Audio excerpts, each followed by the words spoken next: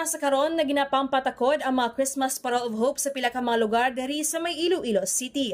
Suno kay Mr. Fulbert Wu, chairman sa Philippine Chamber of Commerce Industry Iloilo Chapter, nga una nila nga ginapahamtangan ang diversion road Mandurriawa. Dugang pa sa natungdan nga tinguhaan nila nga masakop butang padulong sa opisina sa Bureau of Jail Management and Penology o BJMP sa diin ang mga persons deprived of liberty amo ang nag-ubra sa mga parola. Target man sa PCCI Iloilo nga mabutangan ang General Luna, distrito sa Lapas, Kagharo. Kapin 1,500 naman ka maparol ang planong mabutang sa PCCI Iloilo subong nga tuig. Report ng gikan syudad sa Iloilo. Ini si K5, Jenny Kauyinan para sa Kampiyon nga Balita sa Servisyo Publiko kag Kalingawan sa Iloilo. K5 News FM.